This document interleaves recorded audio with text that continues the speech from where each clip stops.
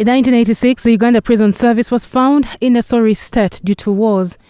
All the 45 prison units at the time had been left dilapidated by war and looting. At the time, the prisons were run under two systems, the local government system and the central government prison system. This would later be merged in 2006 after the amendment of the Prisons Act. There was a system in the local government which they called the local government prisons. Those who are situated at the counties and sub-counties, and those who are purely managed on a local basis. So those two systems were running parallel, central government prison and the local government prisons. With the new constitution in 1996, the biggest chapter fronted human rights, including the human rights of prisoners.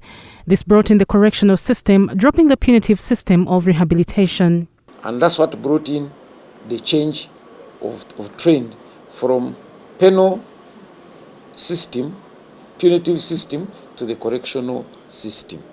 As part of the innovations in rehabilitation, the prisons revived the prisons farms that contribute up to 30% of the maize seed on the market. Cotton farming was also revived, which saw a revival of textile industries. Since the prisoners are the ones who work on the farms, the ones who are released live with the knowledge acquired, which helps them reintegrate into society and thrive. When the textile industry was shutting down, the president also directed us, that is about 5 years back, said, look, I need cotton, because people had run away from cotton being labor intensive, and then it's a same long-term crop. People went for quick wins. So we started on growing cotton, and right now I can tell you that 70% of the cotton on the market or consumed by the industry comes from Uganda Prison Service. In further improvement of the farms, from less than 100 heads of cattle in 1986, the number has more than tripled, ably sustaining the institution. Actually, we had more than 100 heads of cattle, but now we are approaching 4,000.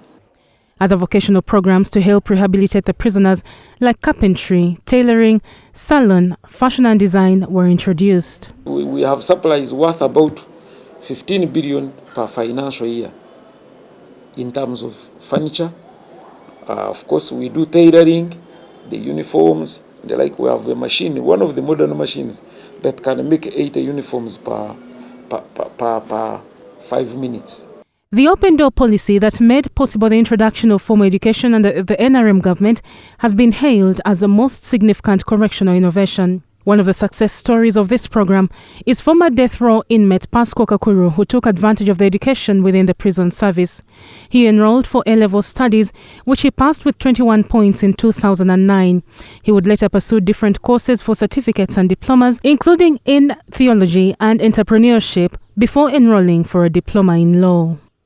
And I was like, as I wait for my appeal, instead of wasting time stressing myself, I can be doing something in terms of education. And I registered in high school. In 2009, I was registered with Uganda National Examinations Board.